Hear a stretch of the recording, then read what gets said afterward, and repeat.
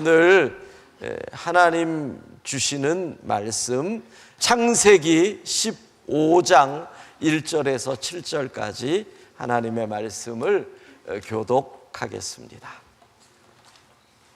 제가 먼저 읽습니다. 이후에 여호와의 말씀이 환상 중에 아브라함에게 임하여 이르시되 아브라함아 두려워하지 말라. 나는 내 방패요 너의 지극히 큰 상급이니라. 아브라함이 이르되 주 여호와여 무엇을 내게 주시려 하나이까. 나는 자식이 없사오니 나의 상속자는 이 다메섹 사람 엘리에셀이니이다. 아브라함이 또 이르되 주께서 내게 씨를 주지 아니하셨으니 내 집에서 갈린 자가 내 상속자가 될 것이니이다. 여호와의 말씀이 그에게 임하여 이르시되 그 사람이 내 상속자가 아니라 내 몸에서 날 자가 내 상속자가 되리라 하시고 그를 이끌고 밖으로 나가 이르시되 하늘을 우러러 뭇 별을 셀 수 있나 보라. 또 그에게 이르시되 내 자손이 이와 같으리라. 아브라함이 여호와를 믿으니 여호와께서 이를 그의 의로 여기시고 함께 읽습니다. 또 그에게 이르시되 나는 이 땅을 내게 주어 소유를 삼게 하려고 너를 갈대아인의 우르에서 이끌어낸 아멘.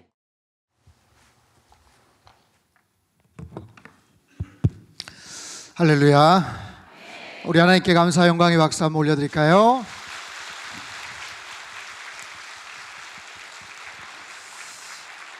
우리 옆에 계신 분들에게 한번 이렇게 인사했으면 좋겠습니다. 당신 얼굴을 보니 힘이 납니다. 당신 얼굴을 보니 힘이 납니다.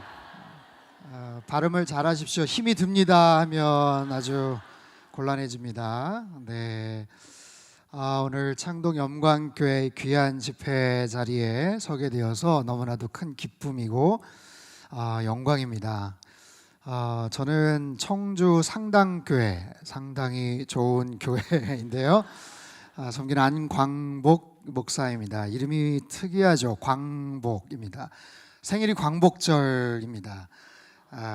아버님이 광복절날 태어났으니까 광복으로 하자. 아버님이 군목 출신이신데 이제 성격이 급하셔서 광복으로 하자. 근데 성이 문제예요. 안씨여서 놀림을 참 많이 받았습니다. 광복을 하겠다는 거냐 안 하겠다는 거냐. 그래서 한번 사춘기 때 아버지한테 따지듯이 왜 이름을 그렇게 이렇게 성의 없이 지셨냐고 이렇게 했더니 아버지가 개천절날 안 태어난 거를 감사해라. 큰일 날 뻔했다. 이제 그런 얘기를 하시더라고요.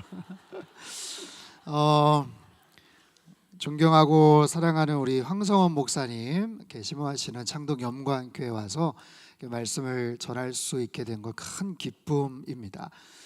굉장히 설레는 마음으로 또 왔습니다. 제가 굉장히 아끼고 사랑했던 우리 배진용 목사님, 저희 상당교회에서 사역을 처음 했고 제가 주례도 했었거든요. 네, 아무튼 제가 상당교회 데리고 가려고 그렇게 했었는데 아무튼 여기서 너무 사역을 또 잘하고 있어서 잘 좀 여러분 부탁드립니다. 아까도 말씀을 드렸지만 제가 처음 신대원 1994년도 벌써 시간이 꽤 됐네요. 이렇게 안 믿겨지시겠지만 제가 굉장히 동안이라 이렇게 잘 안 믿겨지시겠지만 벌써 시간이 꽤 된 옛날에 신성북교회 파트타임 중동부 전도사 시작하면서 나중에 준지원님은 한 5년 사역을 했었는데 그때 같이 함께 중학생 정말 예쁘고 귀엽고 철딱선이 없었던 같이 왔어요. 와가지고 인사를 하는데 너무 반가워서 오늘 참 너무 막 제가 설렙니다. 고향 같은 그런 느낌으로 이렇게 오랜만에 지역에 와서 말씀을 전하게 되었는데 이번 특별 베이스 캠프 기도회를 통해서 하나님께서 우리 창동 염광교회를 향하신 하나님의 놀라운 비전과 하나님의 성령의 은혜와 능력들 정말 충만하게 받아 누리시는 특별한 은혜의 시간 되시기를 바랍니다. 여러분, 사람에게 가장 확실한 일이 있다면 무엇일까요? 누구나 죽는다는 사실이죠. 가장 불확실한 일이 있다면 무엇일까요? 그 죽음이 언제 올지 모른다는 사실입니다. 가장 확실한데 정말 불확실한 모습으로 살아갈 수밖에 없는 것이 우리 인생이에요. 우리 인간의 딜레마입니다. 실존의 그런 모습이죠. 자, 어떻게 하면 이 인생에서 이 죽음의 문제를 해결할 수 있을까? 늘 우리는 참 고민하고 염려합니다. 내일 일은 남 몰라요라는 찬양이 있죠. 하루하루 살아요. 정말 주님 은혜 가운데서 살아갈 수밖에 없는 우리들이에요.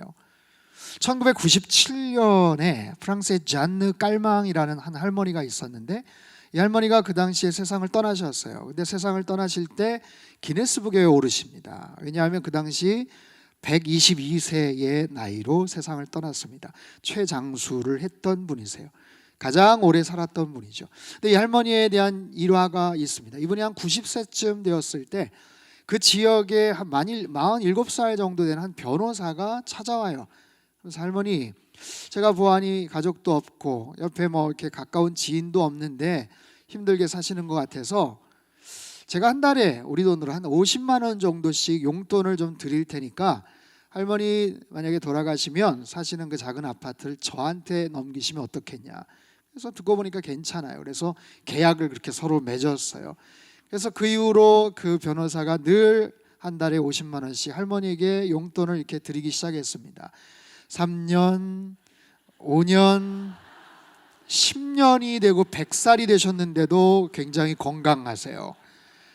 야, 계속 드렸어요. 약속을 했으니까. 또 3년, 5년, 110세가 되셨는데도 여전히 건강하셔서 돌아가실 생각을 안 하시는 거예요. 그래 어떻게 합니까? 약속은 약속이니까.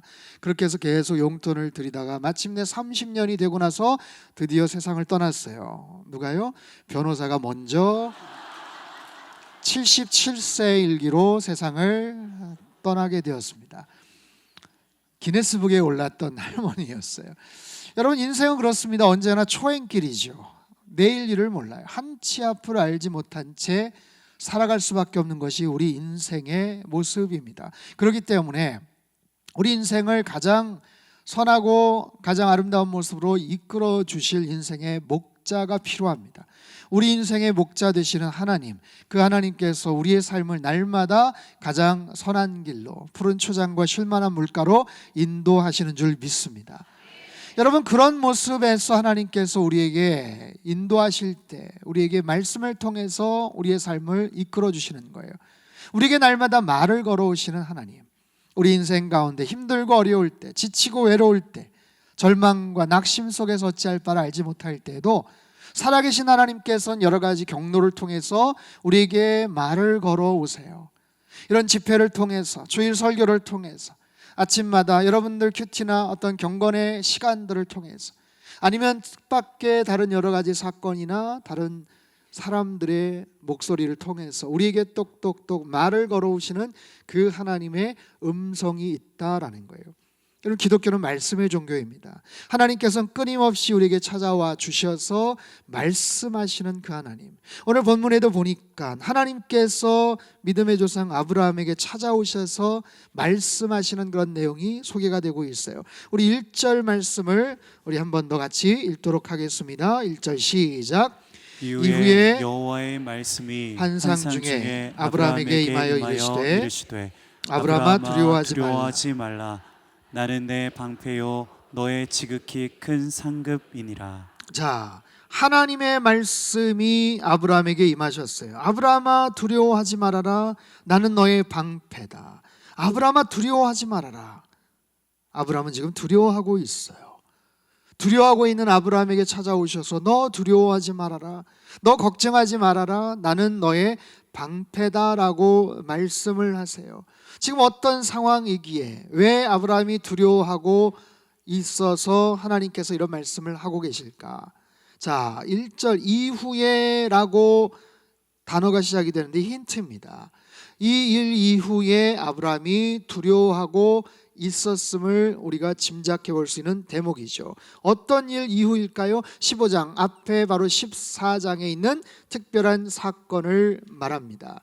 14장에 보면 전쟁 포로로 끌려갔던 아브라함의 조카 롯을 구하기 위해서 아브라함이 자기 집에서 길리운 하인들 318명을 데리고 가서 끌려간 조카 롯과 그 가족들을 한밤중에 정말 기습작전을 펼쳐서 데리고 오는 그 사건이 소개가 됩니다. 여러분, 아브라함은 굉장한 부자였어요. 생각해 보십시오. 자기 집에서 키우고 마음대로 쓸 수 있는 하인들이 318명이나 되었다는 것은 그가 얼마나 큰 부자였는가. 아마 평상시에도 나름대로 열심히 일도 할 뿐만 아니라 어떤 그런 특별한 상황 속에 굳은 일을 할 수 있는 마치 기동 타격대와 같은 그런 존재. 318명. 신대원 다닐 때 14장 14절에 나와요. 14장 14절 1414 318 특공대 뭐 이렇게 가지고 외운 기억이 있는데, 아무튼 그런 모습으로 게릴라 작전처럼 한밤중에 급습을 해서 끌려갔던 조카 롯을 데리고 오는데 성공을 합니다. 자식이 없었던 아브라함에게는 아들과 같은 존재가 롯이었어요. 아버지가 일찍 돌아가셨던 롯에게는 삼촌 아브라함이 아버지와도 같았던 아주 끈끈한 그런 유대관계를 누리고 있었던 그런 관계죠. 어찌 됐든 그 급습 작전은 성공을 해왔지만 그러나 불안한 거예요. 두려운 거예요. 상대 진영은 5개의 연합 민족으로 구성된 바로 그런 특별한 조직체로 한밤중에 게릴라 작전에 의해서 정신을 못 차리고 포로를 빼앗겼지만 금방 전열을 가다듬어서 다시 쳐들어올 것이 분명했기 때문에 그렇습니다. 그런 상황 속에서 아브라함이 갖고 있었을 그 불안함과 그 두려움을 하나님께서는 알고 계셨던 거죠.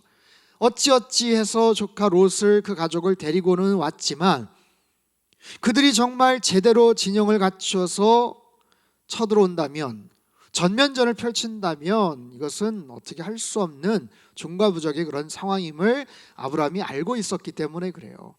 그동안 애써 모았던 모든 것들을 송두리째 다 날려버릴 수도 있는, 재산뿐만 아니라 목숨까지도 잃을 수도 있는 그런 상황에서 아브라함은 몹시 두려워하고 있었습니다. 그렇게 두려워하고 있는 아브라함에게 하나님 찾아오셔서 아브라함아 두려워하지 말아라, 나는 너의 방패다 라고 말씀을 하세요. 현재 갖고 있는 아브라함, 현재 그 상황에 대한 아브라함의 그 마음은 두려움입니다. 또한 아브라함이 미래를 생각하면서 갖게 되는 또 다른 감정 정서가 있는데 그것은 하나의 불평이었어요. 하나의 결핍에 대한 원망이었어요. 그것이 어떤 이유인지 2절과 3절을 같이 한번 읽겠습니다. 2절 3절 같이 읽죠. 시작. 아브라함이 이르되 주 여호와여 무엇을 내게 주시려 하나이까? 나는 자식이 없사오니 나의 상속자는 이 다메섹 사람 엘리에셀이니이다. 아브라함이 또 이르되 주께서 내게 씨를 주지 아니하셨으니 내 집에서 길린 자가 내 상속자가 될 것이니이다. 내 집에서 갈린 자가 아니라 길린 자가 내 상속자가 될 것입니다.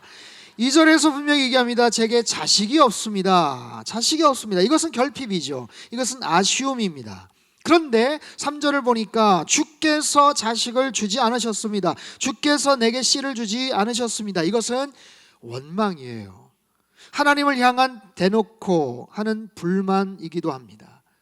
아니, 오랫동안 소망하고 있는데, 기대하고 있는데, 기도하고 있는데, 간절하게 원하고 있는데 그게 지금 이루어지지를 않고 있어요. 그래서 지금 속상한 거예요. 하나님께서 주시지 않았잖아요. 이것은 하나님에 대한 원망입니다. 왜 아들을 주시지 않았나요? 아들 주신다고 했잖아요. 그래서 여기까지 왔잖아요. 근데 자식이 없잖아요. 아들이 없잖아요. 하나님 어떻게 하시겠습니까? 저에게는 사랑하는 3명의 딸이 있습니다. 사랑하는 1명의 아내가 있습니다. 네. 딸 그리고 딸입니다. 터울이 있어요. 큰아이 둘째는 20개월 차이입니다. 막내하고 큰애는 거의 8살 차이예요. 큰애 둘째를 낳고 나서 아이가 더 생기지도 않았고 특별히 아들을 생각하지는 않았는데 저희 어머님이 되게 이제 어머님이 그런 얘기를 항상 하시죠. 아들을 낳아야 되지 않겠냐라고 이렇게 이야기를 하시더라고요. 저희 아버님도 이제 목사님이셨는데 할아버지도 목사, 아들도 목사, 손자도 목사. 야, 얼마나 그림이 좋냐. 아들 낳아라. 싫습니다. 아니 뭐 싫은 것도 아니고, 아니 뭐 안 생깁니다. 아니 그냥 딸만 잘 키우겠습니다. 근데 저희 어머님이 괜찮다. 잘 키워줄 테니까 낳아라. 아니 그게 뭐 마음대로 됩니까? 아무튼 뭐 한참 그랬어요. 그래도 기도할 테니까 아무튼 아들을 뭐 가져라, 뭐 소망을 뭐 품어라, 뭐 막 얘기하셔. 그냥 그러려니 하고 있었는데 어느 날 제 아내가 아주 희한한 꿈을 꿨어요. 무슨 꿈이 뭐냐면 꿈에 뭐 어떤 분이 큰 나비가 펄럭거리면서 날아오는데 뒤에서 사모님 저거 아프리카에서 온 귀한 나비니까 사모님 빨리 잡으세요. 그래서 제 아내가 꿈결에 얼떨결에 그걸 확 잡았다는 거예요. 그래서 그걸 잡았대요. 근데 그거를 이제 저희 가족들 모인 자리에서 이렇게 얘기했더니 저희 어머님이 야 그거 태몽이다, 야 태몽이야. 그래. 그게 왜 태몽인지 저는 뭐 잘 모르겠습니다만 야 드디어 하나님이 아들을 주시려나 보다. 그래서 아이 무슨 그런 소리 하시냐고.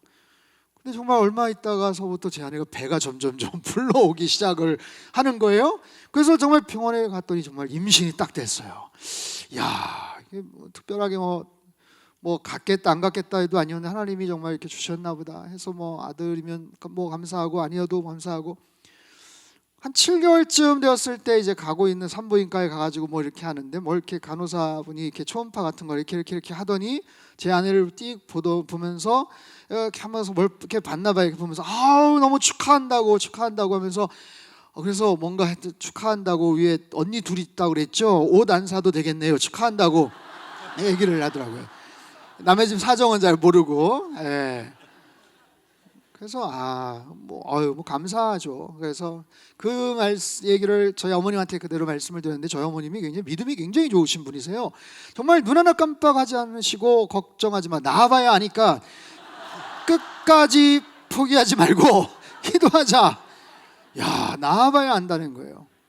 그리고 그 이후에 얼마 있다가 저희 뭐 생신인가 아무튼 같이 모인 자리인데 하여튼 무슨 자리에서 그날따라 어머님이 식사 기도를 하시겠다고 딱 하시더니 식사 기도를 한참 하는데 살아계신 하나님 하면서 막 하시다가 물이 변하여 포도주가 되었던 것처럼 기적을 행하여 주옵소서 하면서 제가 기도하다가 그냥 눈을 번쩍 뜬 적이 있었는데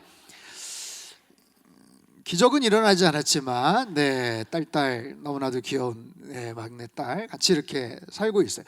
여러분 어느 집안에서나 아마 이런 아들에 대한 이런 여러 가지 뭐 특별한 이야기 에피소드들이 다 있을 겁니다.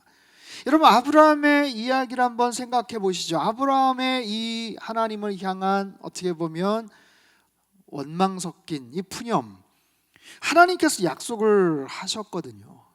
근데 아직까지 상속자가 없는 거예요. 이미 포기를 했어요. 그래서 자기 온 집안을 가산을 다 지금 맡고 있는 다메섹 엘리에셀이라는 그냥 거기에다가 그 양아들처럼 그냥 그렇게 생각을 하고 있었던 거죠.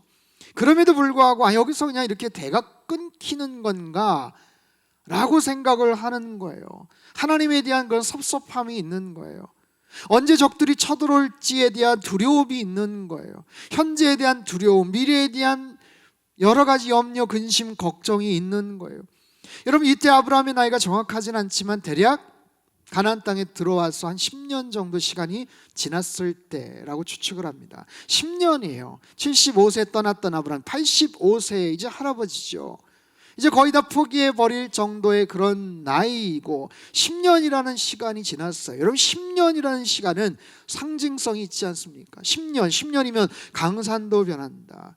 10년을 내가 노력을 했는데 10년을 내가 헌신을 했는데 투자를 했는데 거기에 대한 나름대로의 대가나 어떤 결과나 소득을 기대를 하는데 그것이 이루어지를 않고 있다면 얼마나 허탈하고 힘들겠습니까?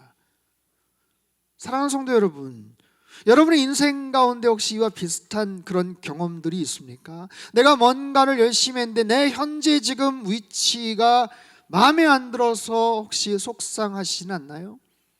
근데 여러분 잘 생각해 보십시오. 인생에 있어서 중요한 것은 사실은 위치보다는 방향입니다.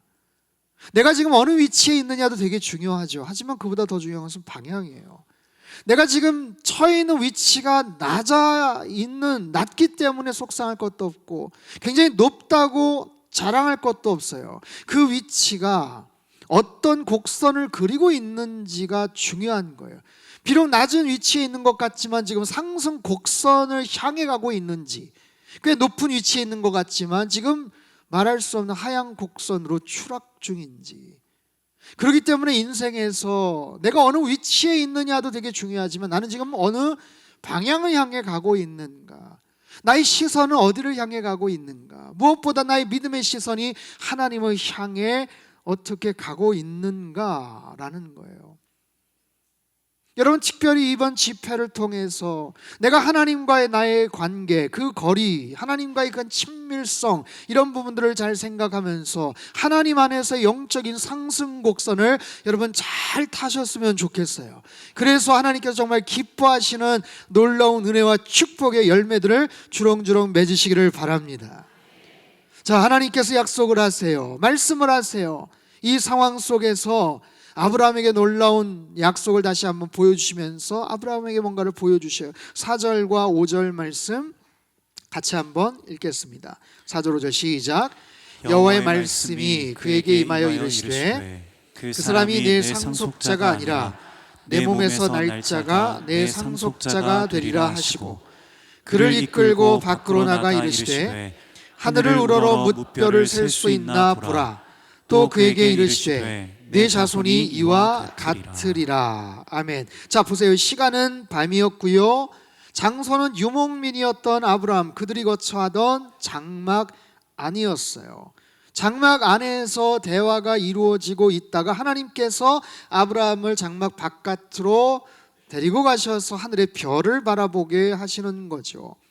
여러분, 아브라함이 처해 있던 그 상황, 그 당시에 그들의 거주지였던 그런 유목민들의 장막, 뭐 대단한 게 있겠습니까? 뭐 오늘날 말하면, 굳이 말하면 뭐 무슨 몽골 텐트 같은 거, 혹시 몽골 가보셨습니까? 게르라고 해서 여러 개의 나무 기둥으로 얼기설기 해서 높이는 한 4m, 5m 정도 되는 그런 천막 같은 형태입니다. 아니면 뭐 특별한 뭐 캐노피 같은 그런 사각형의 천막일 수도 있고요.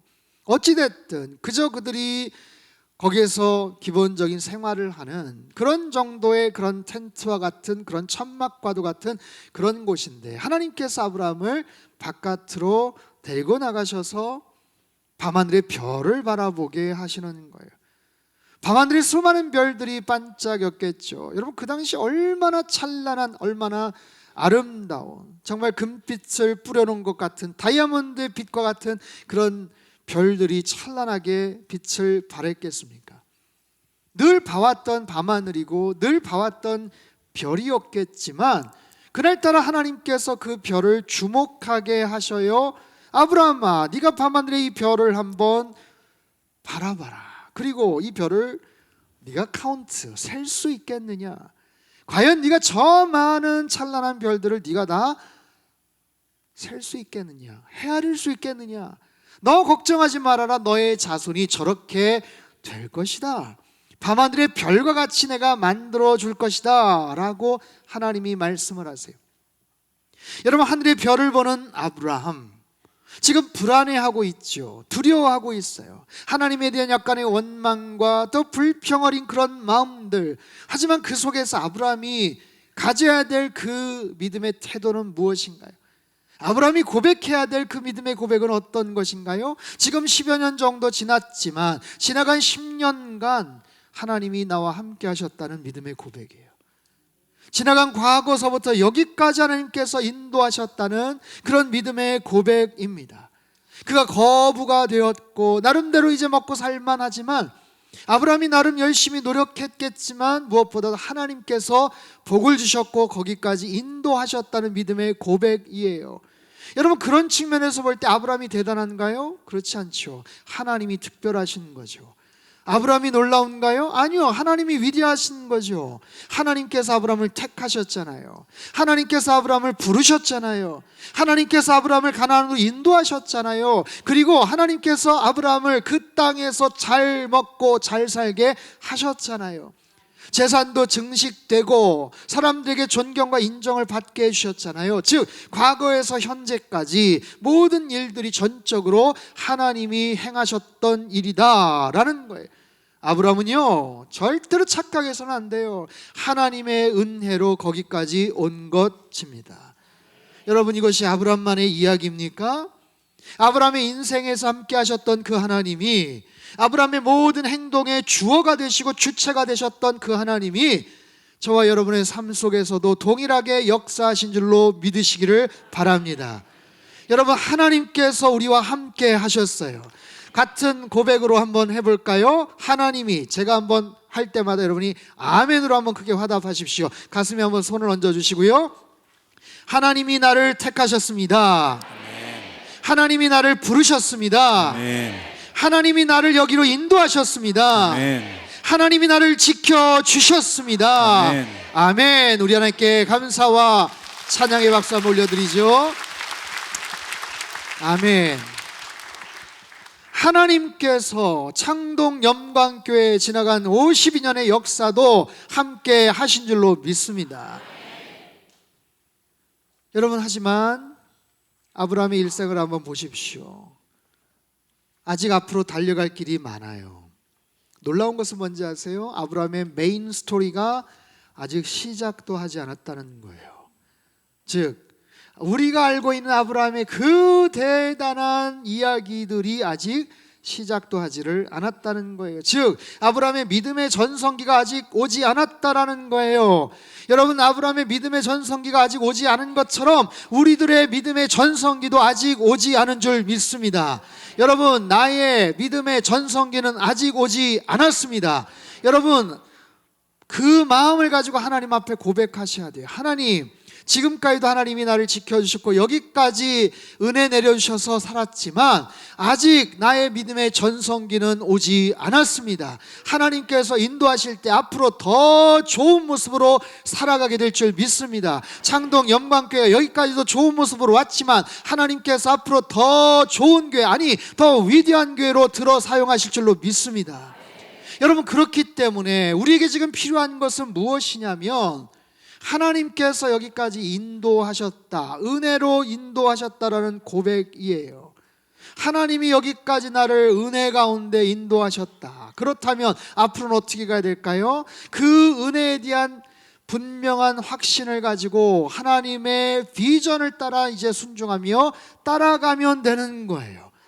하나님을 향한 전적인 신뢰입니다. 자, 6절과 7절 말씀을 같이 한번 읽죠. 6절 7절 말씀 같이 읽습니다. 시작.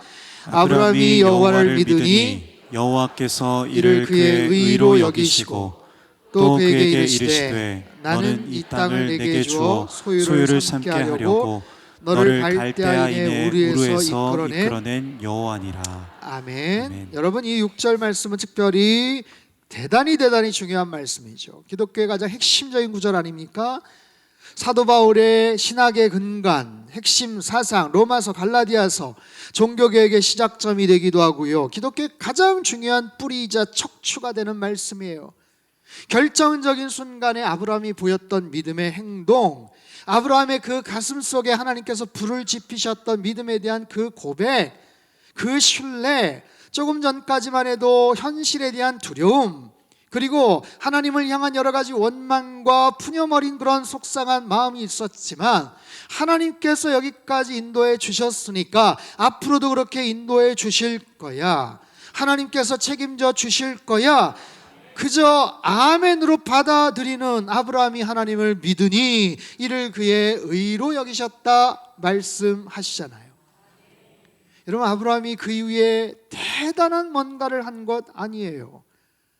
이것을 아브라함이 믿었다라고 고백을 하지만 그것을 하나님이 귀히 여기시긴 했지만 여전히 아브라함 부족한 게 많았습니다. 여전히 실수투성이었습니다. 결정적으로 얼마 안 가서 이스마엘을 낳는 실수를 범합니다. 그럼에도 불구하고 하나님은 아브라함의 그 믿음을 귀히 여기시고요 의롭다고 칭찬하시는 거예요.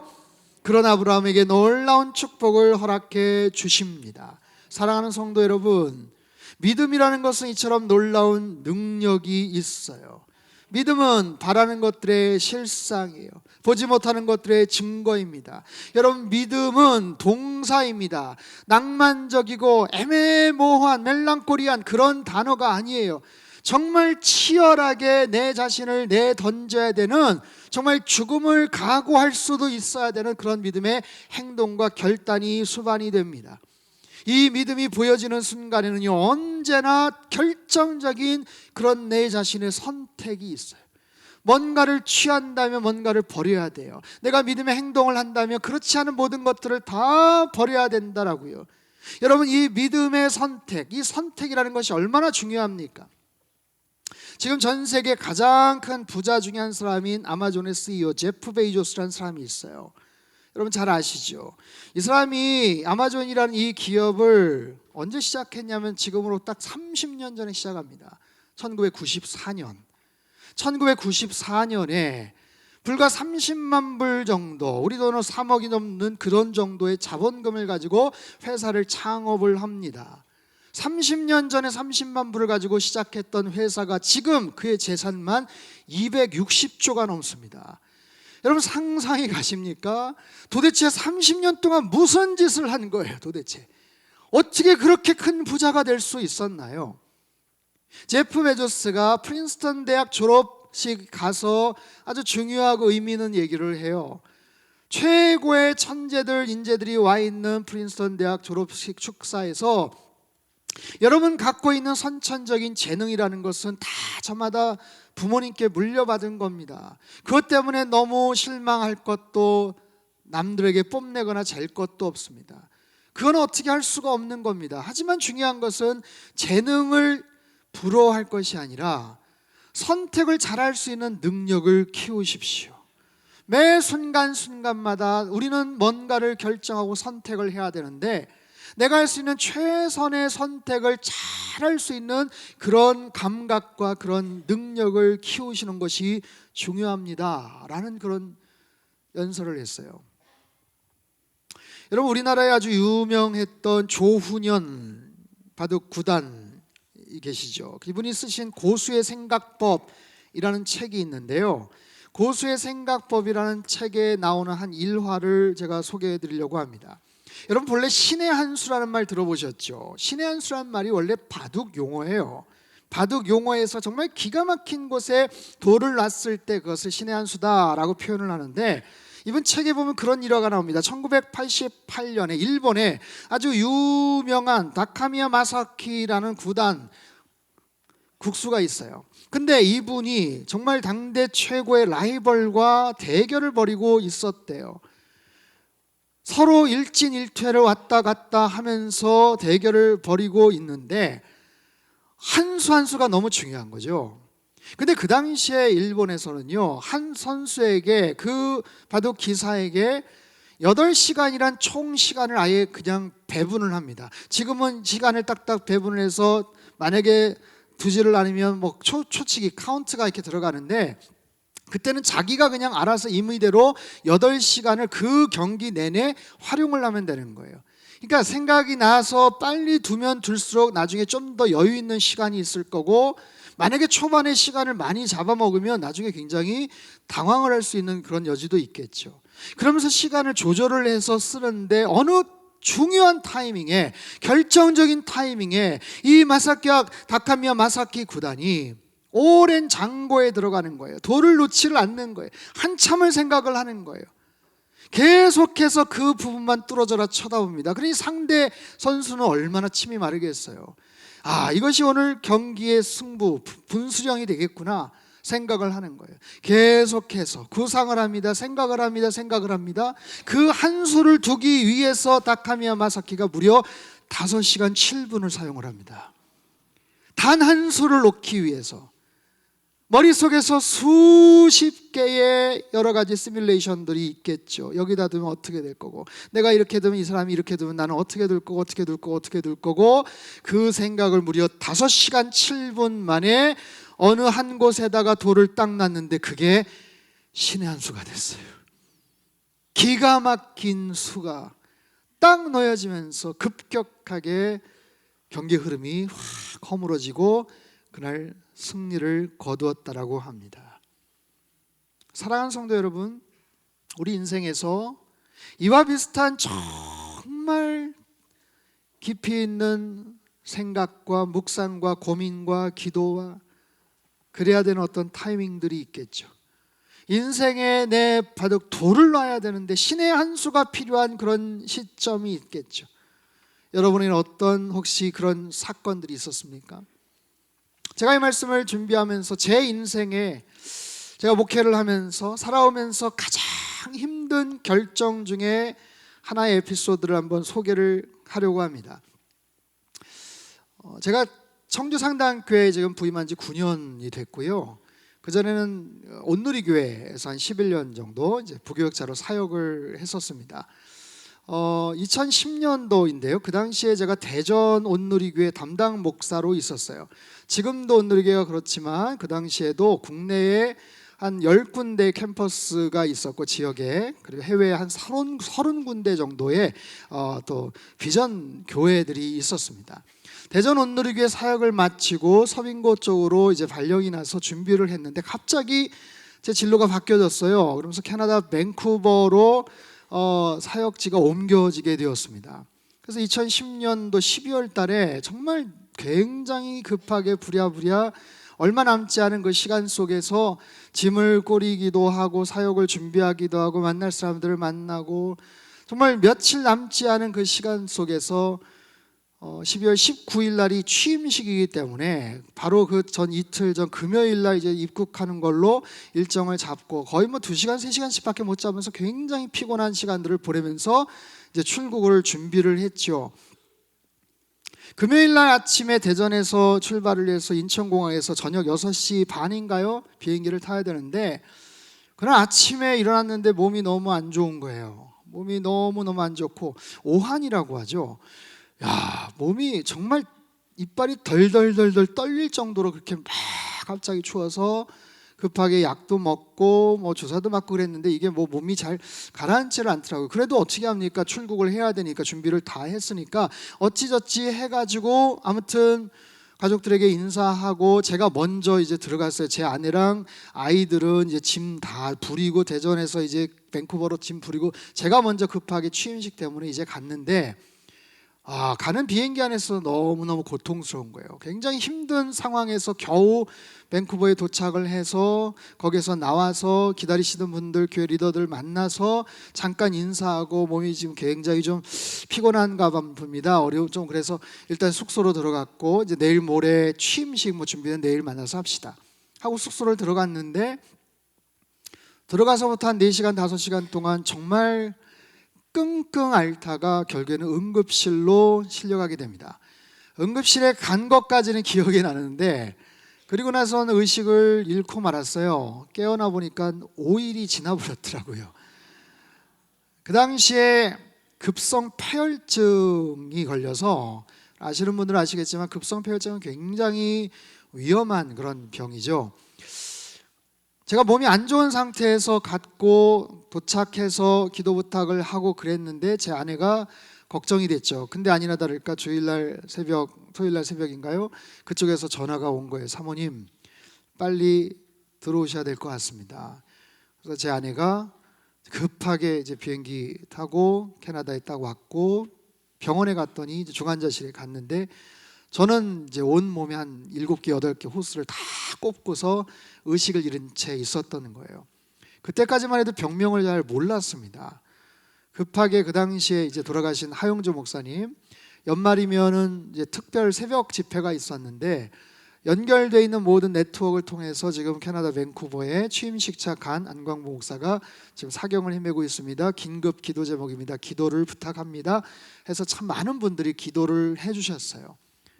정말 감사하게 다행스럽게 그 항생제가 몇 번 이렇게 투여가 됐는데 그 당시 얘기를 들어보니까 거의 그 바이러스 침투로 인해서 간과 폐와 쓸개가 다 거의 다 그냥 문제가 생겨서 거의 사망률 한 80% 정도까지 올라갔던 굉장히 긴급한 상황이었습니다. 그런데 정말 감사하게 항생제가 딱 맞고 거기서부터는 이제 열이 떨어지면서 5일 만에 제가 의식에서 깨어난 거죠. 저는 깨어나자마자 빨리 취임식하러 가야 된다 이랬는데 시간이 벌써 훌쩍 지나가 버렸어요. 이미 시간은 그렇게 지나갔고 그 정도 상황에서 거기서 그때 얻었던 이제 얘기는 결론은 뭐냐면 간에 고름이 생겨서 간 농양으로 인한 급성 폐혈증 증세였고 통증을 굉장히 느꼈는데 여기에다가 이제 호스 같은 것이 꽂혀져서 거기서 이제 고름을 빼내고 있었습니다. 그리고 나서 이제 일반 병동으로 옮기고 거기서 이제 그 고름을 빼고 거기서 치유를 받으면은 이제 회복이 되는 이제 그런 수순이었죠. 이제는 좀 위기를 넘긴 것 같다 싶으니까 급하게 이제 날라왔던 제 아내가 이제 다시 한국으로 가야 되는 거예요. 아이들도 있고 이제 짐도 다 부려야 되고 그래서 이제 비행기 티켓을 끊어놓고 여보 내가 한국 가서 이만저만해서 일들 하고 그리고 나서 다시 당신한테 오든지 어떻게 그렇게 할게요. 여기 있는 성도. 근데 사실 취임식도 안 했으니까 뭐 아는 분들도 없는 거예요. 그래서 저 혼자 이제 그 병실에서 있고 거기서 있어야 되는데 이게 너무 힘든 거예요. 그리고 같이 일반 병실에 서서 2인실이긴 했는데 중환자실에서 금방 나오니까 거의 비슷한 수준이었나 봐요. 같이 병실에 쓰고 있는 인도 환자인데 한 20대 후반 같은데 이 친구가 약간 정신병력이 있는 그런 증상이 있는 친구인데 저랑 같이 방을 썼어요. 새벽에 자다 보면 뭐 물소리가 나서 이렇게 보면은 옆에다가 소변을 막 놓고 있더라고요. 자기가 하는 짓을 잘 몰라요. 그러다 어떨 때는 뭔가 이상해서 보면은 이 커튼을 이렇게 젖히고 저를 이렇게 위에서 쳐다도 보고 이러면 얼마나 무섭습니까? 저는 움직이지도 못하는데 그래가지고 병실을 좀 옮겨달라 뭐 환자를 바꿔달라 막 그래서 컴플레인을 했더니 이제 환자가 바뀌었어요. 그 사람이 나가고 어떤 할아버지가 오셨는데 할아버지 보니까 에이즈 걸리신 할아버지가 이렇게 들어오셨더라고요. 정말 난감하죠. 난감한데 더 난감한 것은 그때 제가 보험이 없었기 때문에 10일 동안 있었는데 병원비가 1억이 나왔습니다. 예. 아무튼 사악합니다. 예. 보험이 있었으면 괜찮은데 근데 그런 상황에서 그냥 2, 3주 있으면 너 나을 거다라고 이야기를 하는데 제가 도저히 있을 수가 없었고 제 아내가 이제 2, 3일 후면은 이제 한국에 다시 돌아가는데 제 마음속에 여기서 헤어지면 못 볼지도 모르겠다라는 막 그런 생각이 막 드는 거예요. 그래서 제 아내 손을 꼭 잡고 여보 나도 데리고 가. 나도 데리고 가. 당신 혼자 어떻게 해? 당신 혼자만 가냐고. 근데 상식적으로 지금 며칠 전만 해도 뭐 중내산에 일했던 사람 여기다 호수 꼽고 있는 사람이 어떻게 비행기를 탑니까? 말도 안 되죠. 이거 걱정하지 말고 그래서 치료받고 내가 갔다 와서 다시 이렇게 할 테니까 그렇게 하세요. 근데 참 신기하게 하나님이 제 마음속에 정말 불과 같은 그런 확신을 주셨어요. 가야 된다라는 그런 마음 같은 거죠. 그러면서 어떻게든지 가고 싶은 마음에 한국에 있는 거기 뭐 병원에 그 크리스마스 시즌이어서 메인 닥터는 휴가를 가서 만나지도 못하고 내가 가겠다라고 얘기했더니 뭐 말도 안 되는 소리 하지 마라 뭐 그런 표정이에요. 이거 호스를 끼고 무슨 비행기를 타? 요즘 말로만 에어 앰뷸런스가 떠야 되는 거의 그런 수준이었거든요. 이거 호스 기압 때문에 잘못하면 터질지도 몰라 이 사람아 하면서 막 얘기를 하는데 그럼에도 불구하고 가야 되겠다는 생각이 불같은 마음으로 막 드는 거예요. 그래서 한국에 아는 의사 선생님이나 장로님 뭐 이런 분들한테 계속 전화를 하고 물어봤어요. 한 열흘 동안 전화비를 거의 100만 원어치를 쓸 정도로 막 엄청나게 물어보고 그랬는데 결론은 다 목사님 무리하지 마십시오. 올 수 없습니다. 어렵습니다. 그냥 거기 계십시오. 어떻게 할 수 없습니다. 근데 제가 만약에 이게 터진다면 이거를 뽑고라도 가겠다 막 이런 약간 이상한 고집 같은 게 막 생기는 거예요. 여러분 고집 그 안광채 중에 뭐 안씨가 최고라고 그러잖아요. 안씨. 하여튼 뭐 그런 고집 같은 게 막 생겨가지고 제 아내도 그렇게 만류를 하는데 이틀 후면 이제 가는 거예요. 29일 날 출국을 하는데 29일 날 제 것도 티켓팅을 해버렸어요. 근데 의사가 허락을 해야 나가거든요. 근데 메인 닥터는 휴가를 갔다가 29일 날 아침에 옵니다. 아침에 와서 저한테 이걸 허락을 해줘야 가는데 오기도 전인데 아예 비행기 티켓팅을 그냥 해버리고 말았어요. 하고서 어떻게 됐을까요? 그때부터 기도가 시작이 된 거죠. 누가 봐도 이거 말도 안 돼 보이는데 하나님께서 주신 마음이다 생각을 하고 29일 날 아침에 의사 만나기 전에 잠이 안 오더라고요. 새벽 1시부터인가 하나님 앞에서 정말 침대에 엎드려서 기도를 하는데 통곡을 하게 하시더라고요. 제가 이번에 안 나가면, 이렇게 허락을 못 받으면 어떻게 될 것 같은 막 그런 마음속에 하나님이 통곡을 하게 하시는데, 정말 그 베개로 입을 틀어막고서 오열을 하면서 밤새도록 기도를 하고 하나님 앞에 매달렸어요. 하나님, 저 가게 해주세요. 허락받고 저 비행기 타서 가게 해주세요. 가게 해주세요. 그리고 아침이 밝았습니다. 휴가 갔던 의사가 차트를 가지고 와요. 얘기를 들었겠죠.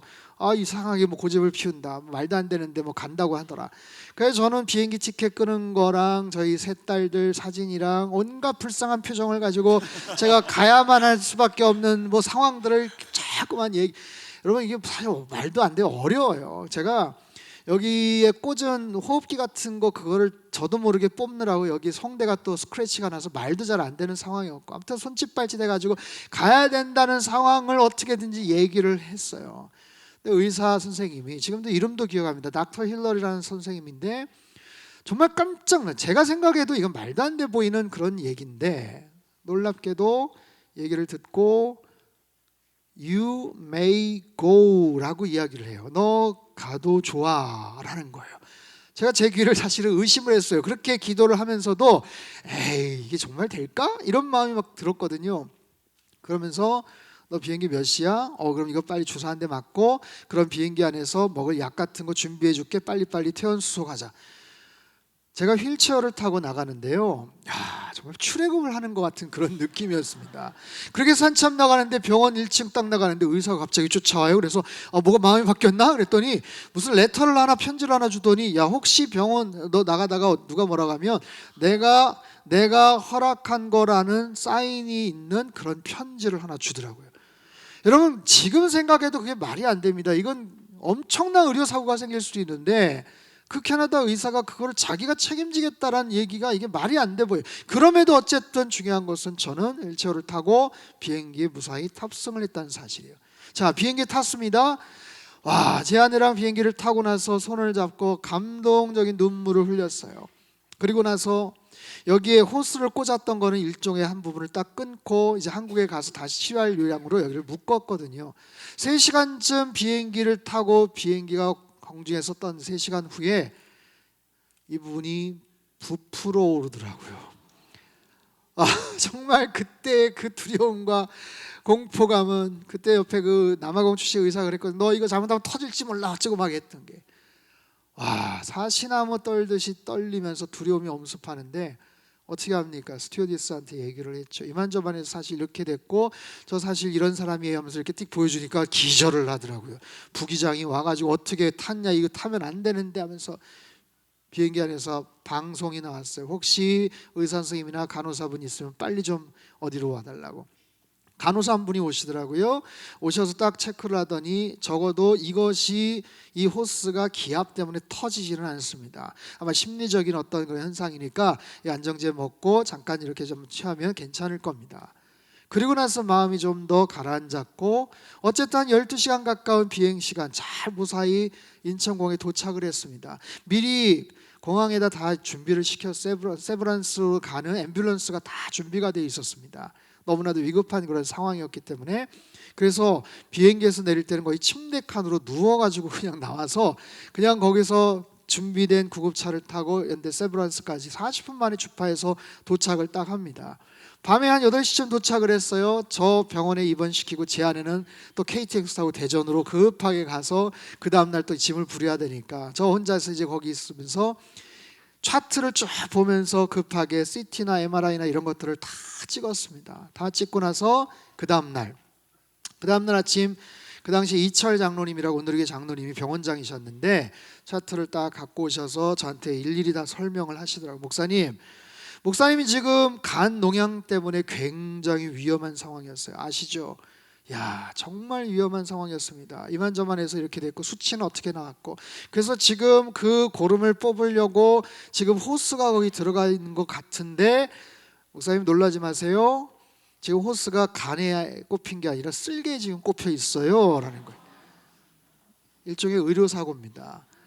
엉뚱한 쓸개즙은 계속해서 뽑혀나갔고 간에 있는 고름은 계속해서 차오르고 있었던 거예요. 목사님, 나오는 거 정말 힘들었을 텐데 안 나오셨으면 큰일 날 뻔했습니다. 그런 상황에서 어떻게 합니까? 급하게 이제 간에다가 제대로 된 호스를 다시 꼽는 거예요. 한 25cm 정도 되는 관, 아주 딱딱한 관인데 물론 맞추려고 꼽지만 와, 그 꼽을 때 그게 어려운 지점인가 봐요. 의사 선생님이 꼽으면서 그런 얘기는 안 했으면 좋겠어요. 옆에서 이거 잘 꼽아야 돼, 이거 실수하면 안 돼. 그거 왜 들리게 그런 얘기랑 마취가 돼 있긴 하지만 이게 무슨 정말 칼을 맞으면 이런 느낌이겠구나 하면서 쑥 들어오는데 그렇게 하고 거기서 고름이 뽑혀 나가고 엉뚱하게 꼽혀 있던 쓸개 있던 것들은 다 뽑고 그런 모습으로 하나님께서 그 상황에 정말 어느 누구도 거기에 대한 동의를 하진 않았지만 참 묘하게 하나님께서 그런 마음을 저한테 불같은 확신을 주셨어요. 사랑하는 성도 여러분, 우리 인생에서 내 인생에 굉장히 중요한 향방을 가늠할 수 있는 어떤 결정과 선택을 해야 돼요. 근데 거기에는 믿음의 결정이 필요합니다. 여러분, 믿음의 결정이라는 것은 그냥 되지 않아요. 반드시 두려움이 수반됩니다. 용기가 있어야 됩니다. 엄청난 코스트를 각오하고 그 선택을 할 수 있어야 돼요. 그런 상황 속에서 하나님께서 우리에게 주시는 확신이 있어요. 뭐예요?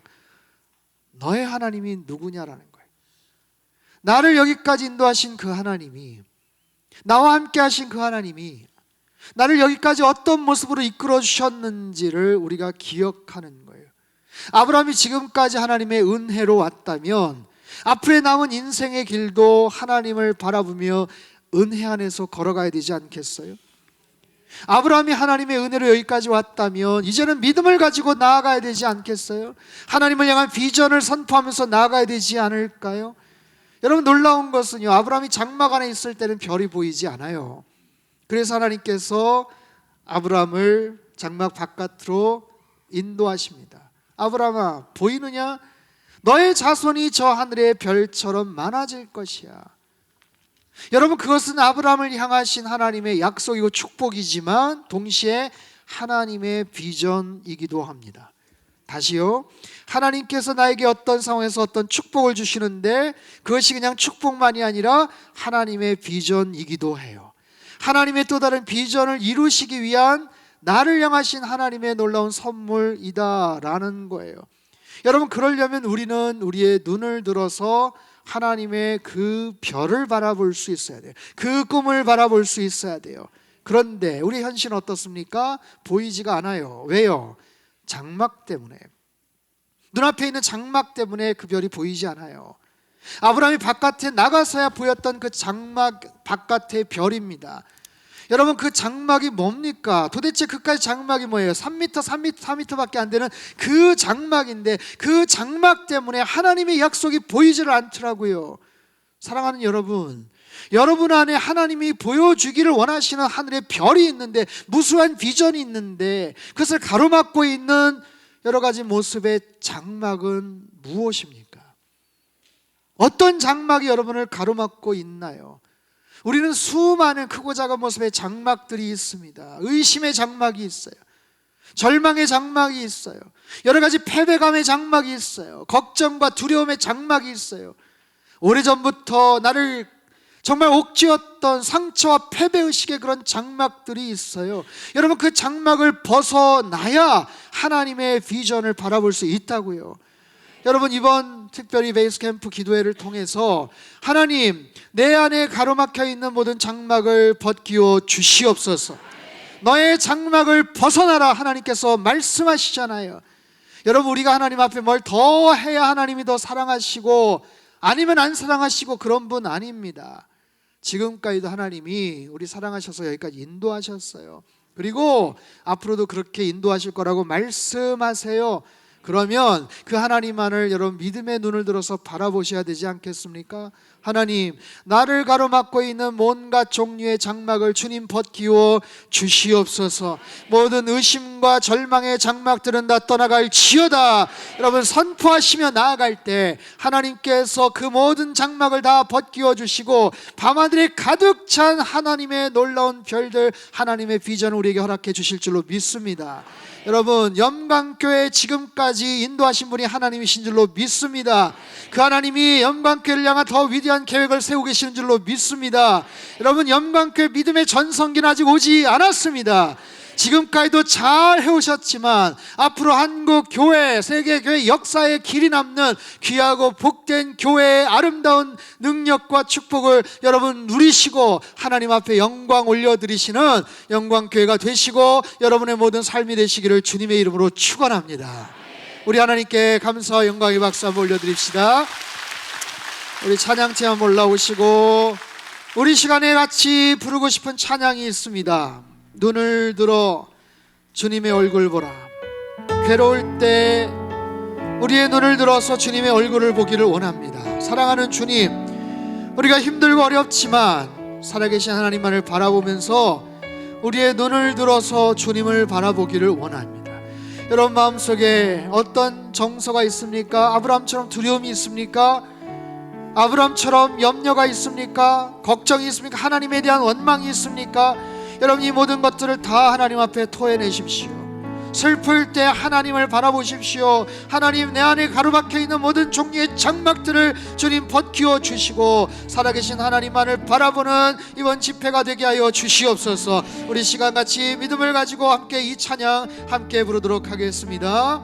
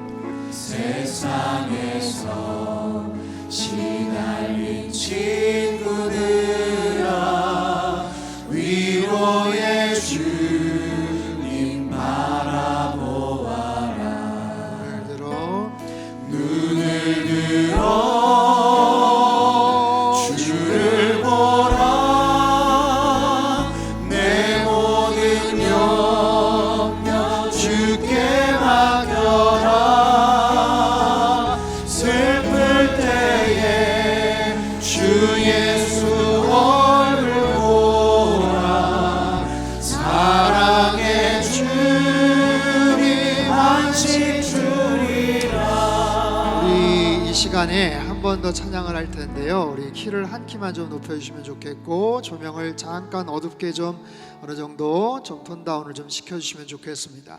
이 찬양의 가사를 저는 오늘 청주에서 오면서 한 1시간 정도 계속 들으면서 왔어요. 하나님께서 우리 영광교회를 통한 하나님의 음성이 무엇인가, 하나님께서 원하시는 바가 뭔가, 이번 집회를 통해서 여러분들이 하나님 앞에 얻고자 하는 그런 축복의 내용들도 있지만 무엇보다도 우리 안에 마음속에 있는 여러 가지 염려, 근심, 걱정들의 문제가 해결돼야 돼요. 여러분 슬플 때 주님의 얼굴을 바라볼 수 있겠는가? 네, 여러분 그렇습니다. 내 안에 하나님 정말 간절한 회개의 눈물이 터져 나오게 하시고 내 마음속에 이 슬픔의 눈물들 하나님 여러분 담아두지 마십시오. 하나님 앞에 토하시면서 그렇게 찬양하셔도 돼요.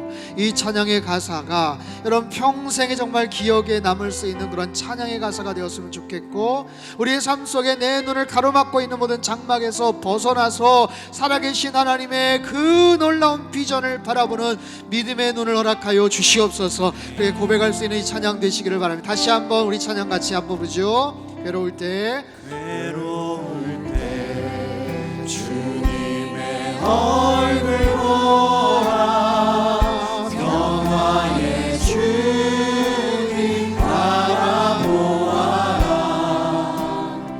세상에서 시달린 친구들아 위로의 주님 바라보아라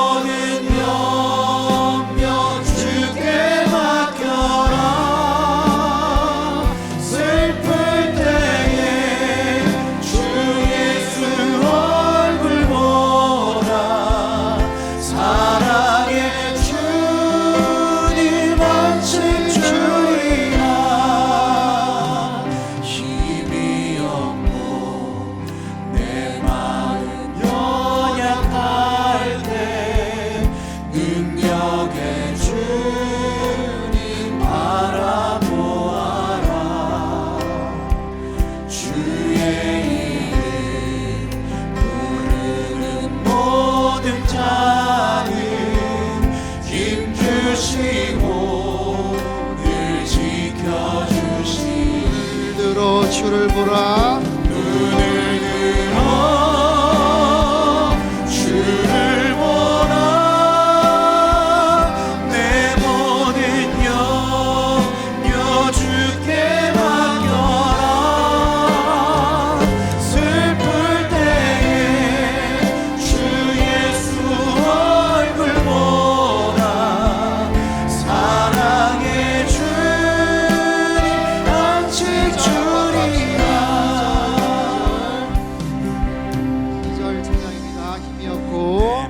힘이 없고 내 마음 연약할 때 능력의 주님 바라보아라. 주의 이름을 부르는 모든 자들에게 하나님이 힘 주실 겁니다. 우리의 삶을 지켜주실 줄 모든 믿습니다. 자는 힘주시고 늘 지켜주. 우리 두 손을 높이 들고 고백할까요? 눈을 들어 주를 보라. 내 모든 염려 주께 맡겨라. 슬플 때에 주 예수 얼굴 보라. 사랑의 주님 안식 눈을 들어 주를 보라. 주를 보라. 내 모든 염려 주께 맡겨라. 슬플 때에 주 예수 얼굴 보라. 사랑의 주님 한 번 더 고백합니다. 눈을 들어 주를 보라. 주를 보라. 내 모든 염려 주께 맡겨라. 슬플 때에 주 예수 얼굴 보라. 사랑의 주님 안식 주리라. 사랑하는 여러분, 이 말씀을 기억하시고 이 찬양의 내용처럼 살아계신 하나님, 나의 눈을 들어 주님만을 바라보게 하여 주시옵소서. 하나님, 내 눈앞에 가로막혀 있는 온갖 종류의 장막들을 벗겨 주시옵소서. 모든 의심의 장막, 절망의 장막들을 벗겨 주시옵소서. 모든 패배와 절망과 상처의 장막들은 떠나갈지어다. 하나님, 벗겨 주시옵소서. 주님만을 바라보게 하여 주시옵소서. 다 같이 한번 두 손 높이 들고 주여 한번 크게 부르짖고 통성으로 기도합니다. 주여. 하나님 아버지, 그렇습니다. 우리의 눈을 들어 주님만을 바라보게 하여 주시옵소서. 내 안에 있는 모든 의심의 장막들이 떠나가게 하여 주시옵소서. 모든 절망의 장막들이 다 떠나가게 하여 주시옵소서. 모든 상처와 모든 패배감과 모든 의심의 장막들이 다 사라지게 하여 주시옵소서. 하나님 아버지, 주님만을 더욱더 바라보기를 원합니다. 하나님, 지금까지 주님께서 나를 여기까지 은혜로 인도하셨습니다. 주님께서 나를 여기까지 하나님의 놀라운 은혜로 이끌어 주셨습니다. 하나님, 그 다음 스텝은 무엇입니까? 주님만을 더욱더 바라보게 하여 주시고 날마다 한 걸음 주님만을 바라보며 하나님께서 이끌어 주시는 그 영적 하나님 땅에 나가게 주님 도와 주시옵소서. 우리 안에 있는 모든 절망과 모든 아픔과 모든 슬픔이 다 떠나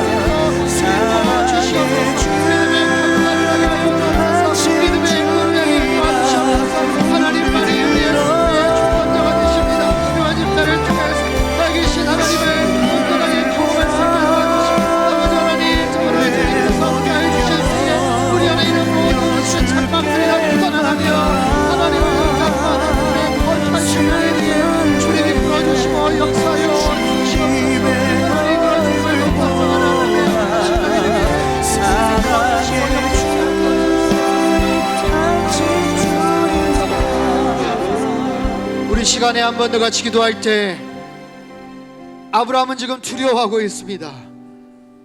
아브라함은 하나님에 대한 원망이 있습니다. 현재에 대한 두려움과 미래에 대한 불안함이 있습니다. 여러분, 우리의 마음도 비슷하지 않습니까? 현실이 너무나도 폭폭합니다. 미래에 대한 염려가 가득 찹니다. 하나님, 나 믿음 생활하고 있지만 사실 너무 두려워요. 어떻게 될지 알지 못하겠습니다. 하나님, 내 마음에 슬픔이 가득 차 있습니다. 주님, 저희들을 긍휼히 여겨 주시옵소서. 그런 아브라함에게 하나님 찾아와 주셨어요. 아브라함아, 두려워하지 말아라. 두려워하지 말아라. 나는 너의 방패다 말씀하세요. 여러분, 그 하나님이 우리와 함께 하시는 줄 믿습니다. 어떤 근심, 걱정, 염려, 두려움 하나님께서 다 해결해 주실 줄로 믿습니다. 아무것도 염려하지 마십시오. 하나님께서 여기까지 인도해 주셨습니다. 내가 잘나서 여기까지 온 거 아닙니다. 하나님의 은혜로 여기까지 왔습니다. 하나님을 찬양하십시오. 하나님을 고백하십시오. 그 하나님에서 우리의 모든 염려, 근심, 걱정, 두려움을 다 하나님께서 제해 주실 줄로 믿습니다. 주님 앞에 간구합시다. 다 같이 한번 두 손을 높이 들고, 주여, 내 안에 모든 두려움이 다 떠나가게 하여 주시옵소서. 주여, 내 안에 있는 근심, 걱정, 염려가 다 떠나가게 하여 주시옵소서. 주님, 나를 긍휼히 여겨 주시옵소서. 두 손을 들고 주여 한번 크게 부르시고 통성으로 기도합니다. 주여, 하나님 아버지, 그렇습니다. 내 안에 있는 모든 근심, 걱정, 염려 떠나가게 하여 주시고, 하나님을 더 깜빡하며 살아계신 하나님을 더 찬양하는 우리의 삶에게 도와주시옵소서.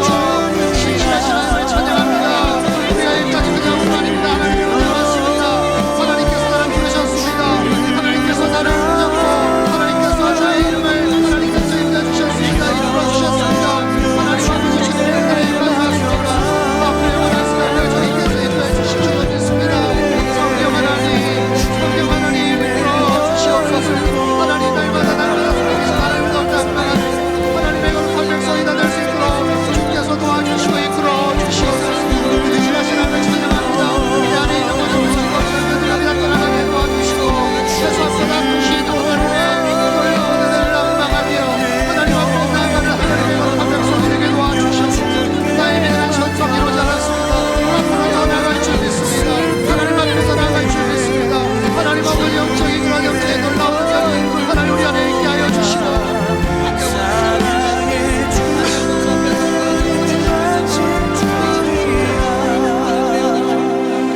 우리 한 번 더 같이 기도할 텐데요.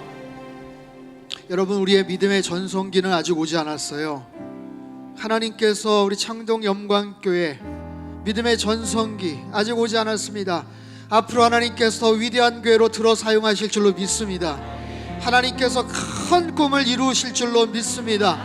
여러분, 그러기 위해서는 여러분 한 분 한 분의 믿음이 더 커져야 돼요. 여러분이 믿음의 거인이 되어야 됩니다. 여러분, 믿음의 삶을 살아간다는 것은 살떨리는 일입니다. 하나님, 믿음의 결단을 하게 하여 주시옵소서. 하나님, 믿음의 선택을 하게 하여 주시옵소서. 하나님, 힘들고 어려울 때 내 생각과 내 판단과 내 계산에 의해서 움직이는 것이 아니라 믿음의 결단을 하는 인생 되게 주시옵소서. 여러분, 그런 결단하시는 분들은 다 자리에서 일어나서 이 시간 마지막으로 함께 기도하기를 원합니다. 함께 자리에서 일어나셔서 하나님, 내 평생에 믿음의 결단을 하기를 원합니다. 하나님, 아브라함이 하나님을 믿으니 이를 그의 의로 여기셨다고 말씀을 하세요. 하나님께서 아브라함의 인생의 전성기를 이제 펼쳐주십니다. 주여, 창동 영광교회 전성기를 허락하여 주시옵소서. 주여, 내 인생의 전성기를 허락하여 주시옵소서. 주여, 우리 가정의 믿음의 전성기를 허락하여 주시옵소서. 두 손을 높이 들고 주여 한번 크게 외치고 통성으로 기도합니다. 주여, 하나님 아버지, 그렇습니다. 나의 믿음의 전성기를 허락하여 주시옵소서. 살아계신 하나님께서 여기까지 이끌어주셨습니다. 하나님 앞으로의 평생의 삶을 이끌어 주실 줄로 믿습니다. 하나님, 믿음의 결단을 하기를 원합니다. 살아계신 하나님을 더 원합니다. 하나님의 선택을 하기를 원합니다. 힘들고 어려울 때 시간의 생각과 나의 계산으로 하나님의 옆에서 나라고 살기 도와주시고, 하나님 날마다 서주시는 하나님의 향한 믿음의 결단을 하나님의 주여 인도하여 주시옵소서.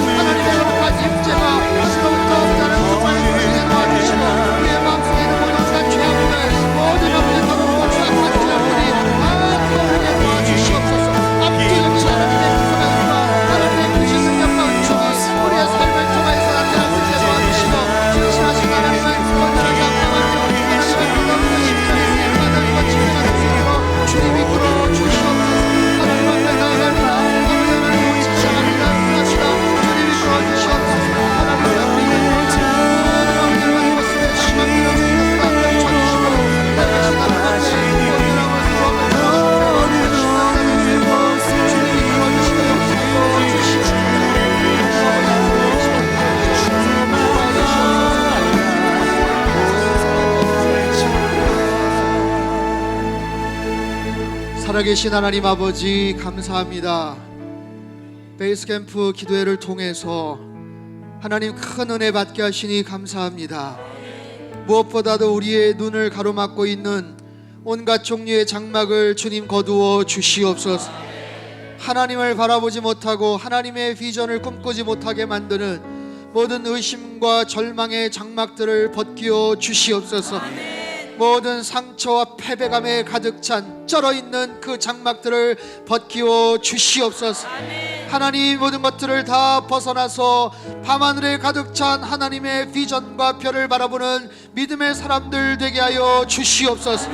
아브라함과 같이 늘 우리는 불안해합니다. 염려합니다. 여러 가지 크고 작은 근심, 두려움이 가득 차 있습니다. 하지만 하나님은 그 어떤 우리의 문제보다도 크고 위대하신 하나님이신 줄로 믿습니다. 살아계신 하나님의 압도적인 사랑으로 우리를 덮어 주시옵소서.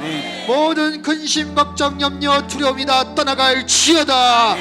하나님 아버지 놀라운 은혜와 능력으로 주님께서 여기까지 은혜로 인도해 주셨사오니 그 사실을 믿음으로 고백하며 이제는 비전을 따라 향해 나가는 믿음의 사람들 되게 하여 주시옵소서. 창동 영광교회 전성기는 아직 오지 않았습니다. 하나님 앞으로 들어 사용하실 위대한 교회가 될 줄로 믿습니다. 하나님 그러기 위해서 우리 한 사람 한 사람이 믿음의 사람 되게 하여 주시옵소서. 믿음의 결단을 하게 하여 주시옵소서. 믿음의 행동을 하게 하여 주시옵소서. 특별히 이번 집회를 통해서 우리 모든 성도님들의 믿음이 하나님 불처럼 타오르게 하여 주시옵소서. 오순절 마가의 타락방에 임했던 성령님이시여 불처럼 바람처럼 임하여 주시옵소서. 하나님 그렇게 하여 저 시대적인 사명을 감당하며 하나님의 놀라운 영광을 나타내는 위대한 창동 영광교회가 되도록 주님 역사하여 주시옵소서. 홀로 영광 받으실 주님께 찬양과 감사와 영광 올려드리며 존귀하신 예수님의 이름으로 기도하옵나이다. 아멘.